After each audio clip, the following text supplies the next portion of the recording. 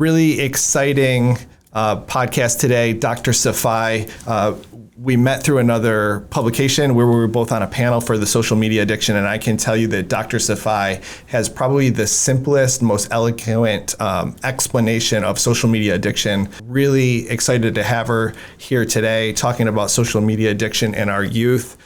So tell us a little about yourself and where you're from. Thank you so much. Thanks for having me and for that wonderful introduction. My name is Yalda Safai. I'm a psychiatrist. I work in New York and Florida and California mainly. Right now, I'm working with the inmate population in jail, so that's my full-time job. But I have treated all age ranges from 3-year-olds to 90-year-olds on their deathbeds, unfortunately. So I've seen it all. And I'm excited to be here to talk about social media, which is an important topic. And it's always on the news recently because our children are suffering. And we're all trying to wonder what's going on with our children. Why is their mental health deteriorating? Which is a fact. We know our youth's mental health is deteriorating. It has been for quite a while. And it started to really accelerate in 2012, which is an interesting year because if you remember or not, that is the year Facebook bought Instagram. And starting that year, we really started to see a rise in anxiety and depression in our youth. I'll get to it a little bit more in a minute, but that was just a broad generalization of what I do and who I am. So let's just start out with your medical definition of social media addiction. Is that a real thing? And what is it from a medical perspective? Well, social media addiction is not a clinical diagnosis. It has not been recognized by the Diagnostic and Statistical Manual of Mental Illness, which I don't know if you know or not, is basically the Bible of mental illness. Every diagnosis is listed on there and it's based on research. So as of now, I don't think the DSM has caught up with this phenomenon. I think in the revisions in the future, they might come up with a clinical term. It is a fairly new phenomenon. So we got to give science a little bit of time to catch up with it. But social media addiction is not a clinical term, but it's something that we use in pop culture. And it's based on what we're seeing. Like, I don't think it takes a mental health specialist to recognize that our children are always attached to their phones. And with everything that's going on with the mental health of our youth, you stop to wonder if there's a correlation between the two. When a child's looking at social media, what's going on inside of their body? It's interesting because the algorithm, how it's set up to make us keep coming back to Instagram and keep scrolling. But that's not, I think, the main reason that social media is addictive. I think it's reinforced by the secretion of a very powerful substance in our brain called dopamine. Dopamine is a neurotransmitter. It's the happiness hormone, so to speak. It's secreted when we have a pleasurable experience. It's secreted when we're engaged in activities that we like. It's even secreted when we have a piece of chocolate. So it makes us feel good. Dopamine is also secreted when people use more potent illicit drugs like fentanyl or MDMA or cocaine. All of that increases dopamine in our brain. So as you can tell, the mechanism involved in addiction involves this neurotransmitter. Now, addiction is addiction, okay? Social media addiction, I don't think there's any difference between social media addiction and fentanyl addiction per se. They're both reinforced by the powerful secretion of that dopamine. Why in social media? Because it gives us instant gratification.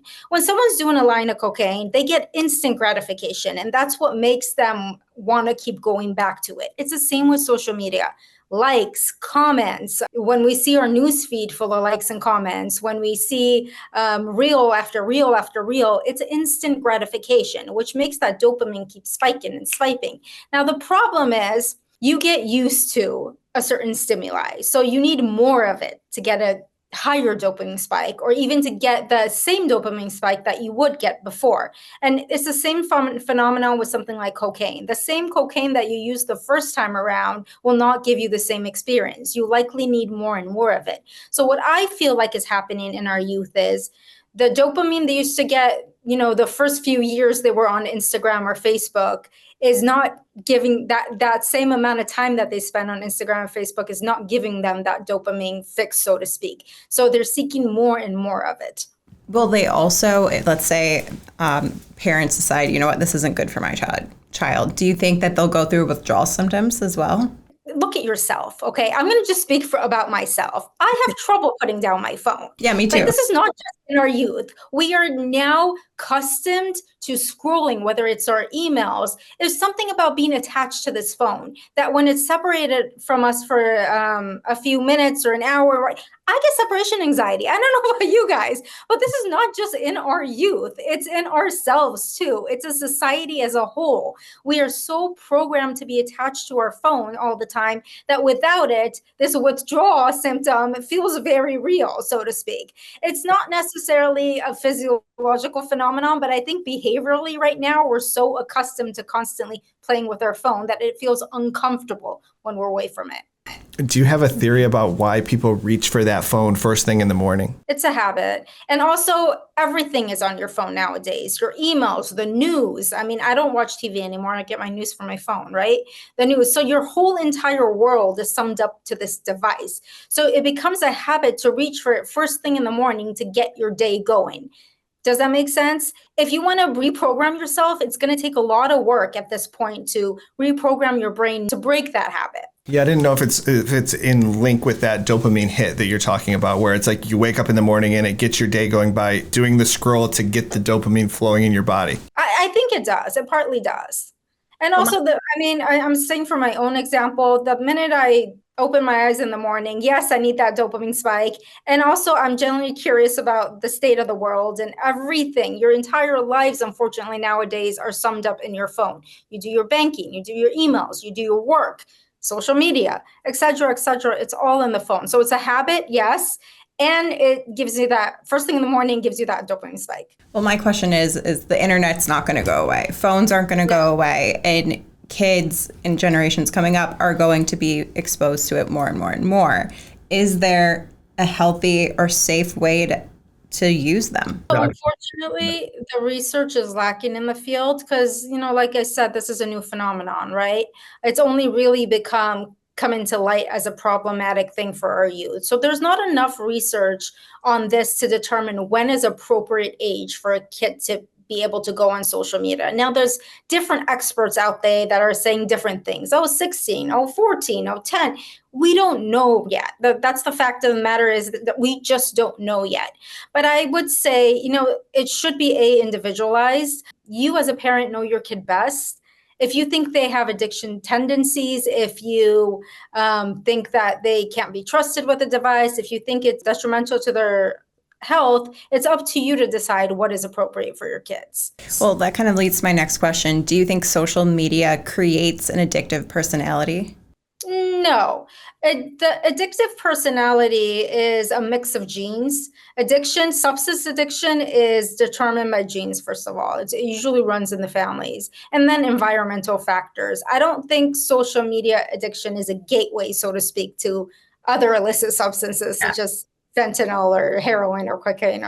Interesting, because you are getting that hit, right? And then if, let's say, Instagram doesn't do it for you anymore, then, you move on to something else. But that's a good point, and I can see how, we would think that way, but I just think that, the research is so lacking in this field that we don't know what's going to happen after this. We don't know what happens if our kids are hooked onto Instagram from a young age. We just don't know. So we have, we're going to find out as a society what's going to happen next. So since we talked last, there's been a lot of discussion around warning labels. The Attorney General has come out with some laws here in New York. The governor has passed laws about social media addiction in youth. Do you have an opinion, I guess, on the warning labels and whether or not that's appropriate? So yeah, we talked about this a little bit before you and I, but his inspiration for the warning label came from the warning label that they put on cigarettes way back in the day. And research shows that in fact, it did cause a decrease or decline in cigarette use. However, where he's getting his inspiration from, the cigarette phenomenon was not studied in youth.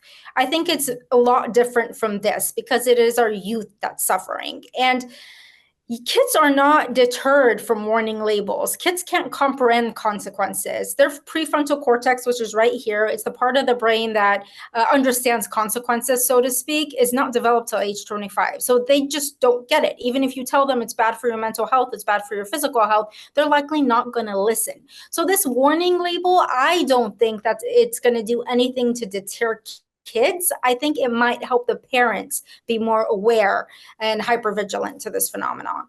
one of the questions that I know we've all been talking about is the parents using different devices, whether it's iPads or their cell phone at dinner, to help watch the kids. What's the long-term effects, and as a professional, what do you see in that scenario?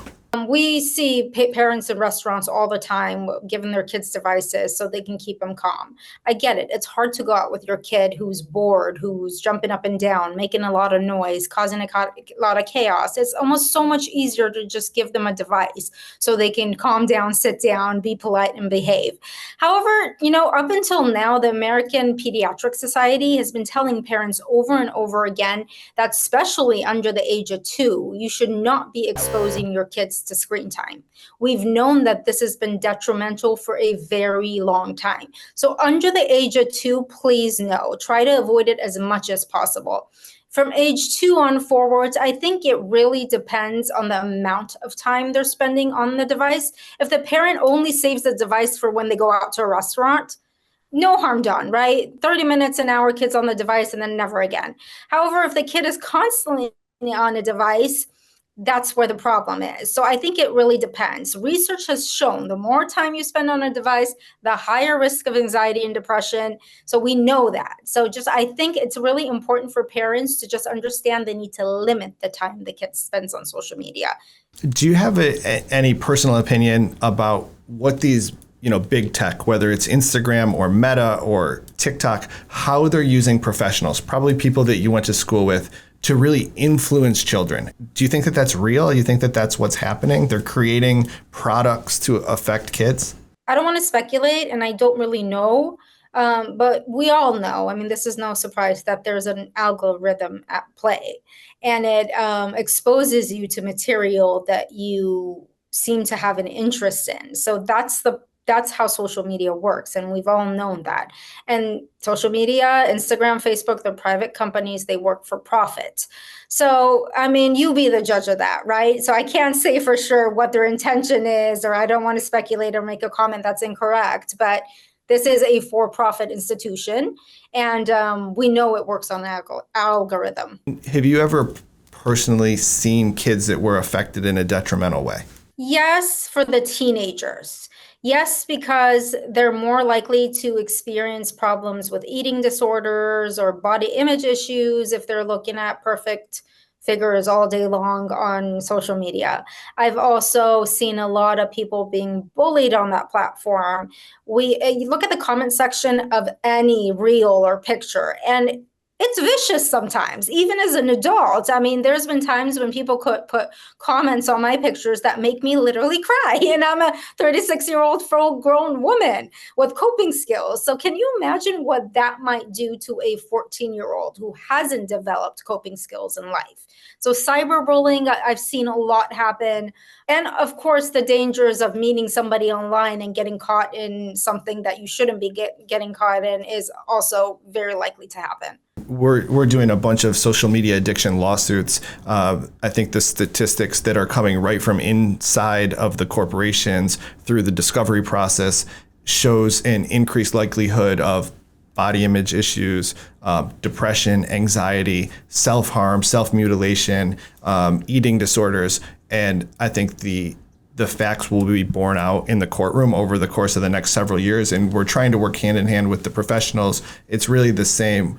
We all care about our kids, and hopefully the companies do too and are willing to work together. That's not what we've seen so far, but it is heartbreaking to hear one story after the next, and it just doesn't seem as though that happened in the 1950s, 60s, 70s, and 80s in this country. Yeah, exactly. Thank you for the work you're doing. We're trying our best. Well, that's image issues have always been a thing. But I think with social media, you're constantly exposed to it, and there's filters and Photoshop, and you just are exposed to unrealistic expectations 24/7. And even as an adult, I'm affected by it, but I can't imagine a child seeing this every single day and then having the algorithm showing you more and more. And it's traumatizing almost. Exactly. My last question is there a platform that you think is the worst for kids to be on? It depends on what we're looking at. I think Twitter is a place that bullying happens a lot in. But I think when it comes to body image issues, anxiety, depression, that Instagram is the number one culprit. People don't use Facebook as much anymore. So I think it really depends on what problem we're talking about. But at the end of the day, they're all the same. Is there any advice you would give to parents that want to keep their kids safe and, their mental health in check? Yes, definitely. I always say to my parents, you can't know what your kid is doing 24/7. And with the devices that they have from a young age, it's hard to know what they're doing on their devices 24/7. You know your kid the best. If you notice a sudden change in your kid's behavior, you need to investigate. That is the first sign something's wrong. Depression doesn't always present with low mood in adolescence. It presents with irritability. So be on alert and be attentive to your kid's behavior. Sudden change in mood, you need to investigate. When it comes to your kids, it's always better safe than sorry. And if a parent does recognize this, what do you suggest? Well, it depends on your kid, right? If you're the type of a parent that can have a frank conversation with your kid about what's bothering them and you think they'll open up, then number one thing to do is simply ask them if there's anything going wrong. This is not popular opinion, but I think it's important to know what your kid is exposed to online, what websites they're going on, if they're talking to strangers. So if you can control that in some way, that will be the best, but I know it's not always possible and it's invading on your kid's privacy. But again, when it comes to your kids, better safe than sorry. Dr. Safai, our favorite expert on social media addiction and all things mental health. Wonderful to have you here. See you again, and we'll be happy to keep in touch with you. Thank you so much. Thanks for having me.